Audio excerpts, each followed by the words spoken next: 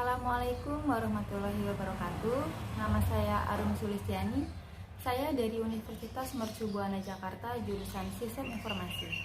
Saya akan menjelaskan materi tentang manajemen proyek sistem informasi mengenai business case. Terima kasih. Business case adalah menganalisis nilai organisasi, kelayakan, biaya, keuntungan, dan risiko dari beberapa alternatif yang diajukan. Tujuan dari business case untuk memberikan manajemen senior dengan semua informasi yang dibutuhkan untuk membuat keputusan mana proyek yang harus didanai.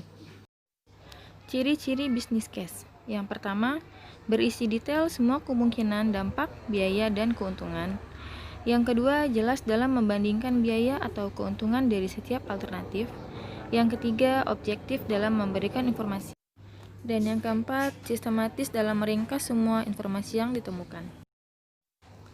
Proyek TI bisa diambil untuk banyak alasan.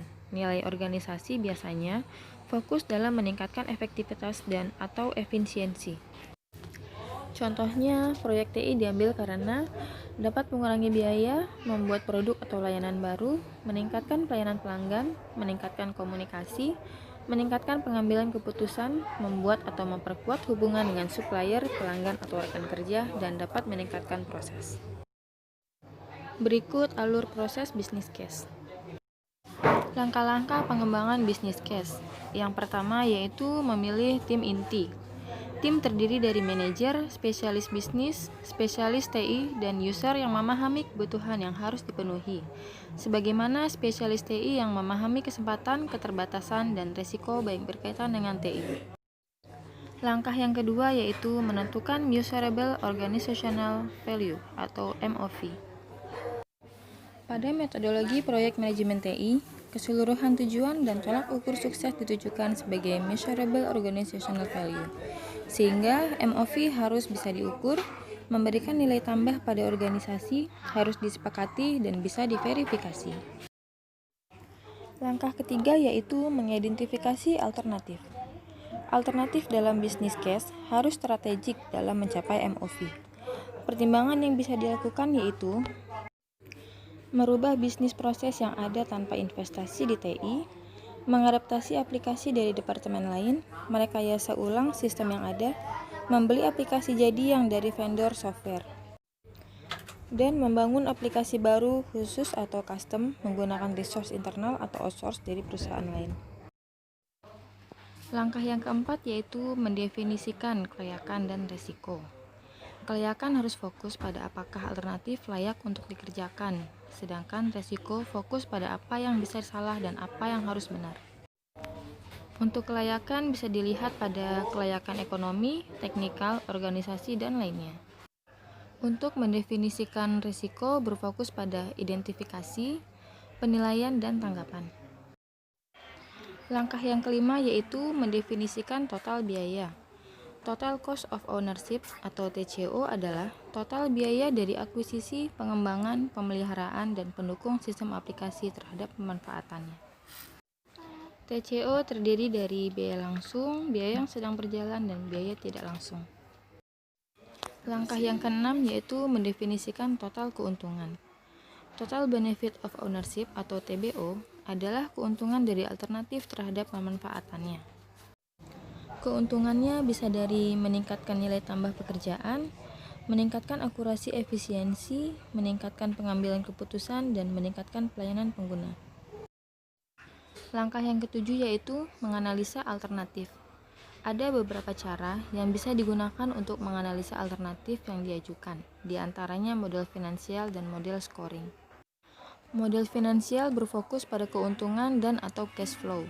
Model cash flow yang banyak digunakan termasuk payback, break-even, return on investment, net present value, and scoring. Metode payback menentukan berapa lama waktu untuk mengembalikan investasi awal. Investasi lebih berisiko memiliki payback periode lebih lama. Contohnya, perusahaan menghabiskan $100.000 untuk pengembangan dan penerapan aplikasi sistem dan mendapat net cash return $20.000 setahun. Maka dapat dihitung payback periodnya dengan rumus initial investment dibagi net cash flow, yaitu $100.000 dibagi $20.000, hasilnya 5 tahun. Metode break-even untuk menentukan titik di mana proyek mulai mengganti investasi awal.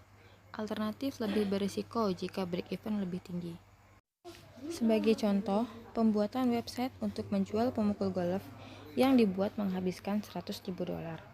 Jika kamu menjual pemukul golf $30 dengan biaya $25 untuk membuat, maka keuntungan yang diperoleh yaitu $5.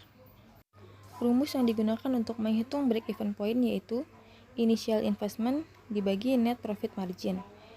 $100.000 dibagi $5 sama dengan 20.000 unit.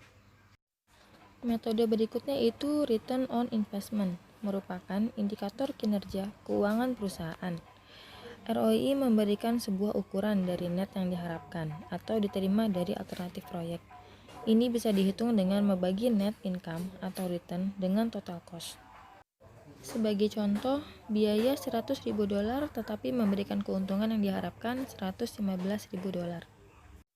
Rumus yang digunakan yaitu total expect benefit dikurangi total expect cost dibagi total expect cost. Jadi $115.000 dikurangi $100.000 lalu dibagi $100.000, hasilnya 15%. Metode berikutnya net present value.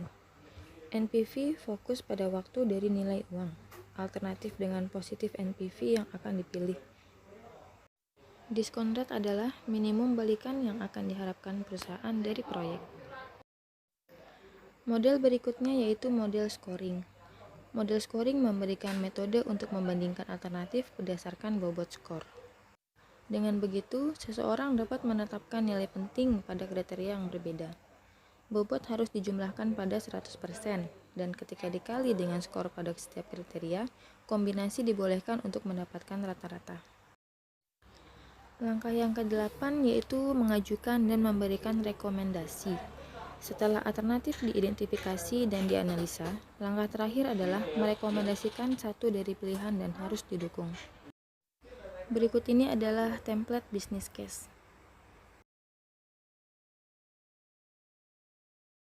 Demikian presentasi dari saya. Terima kasih.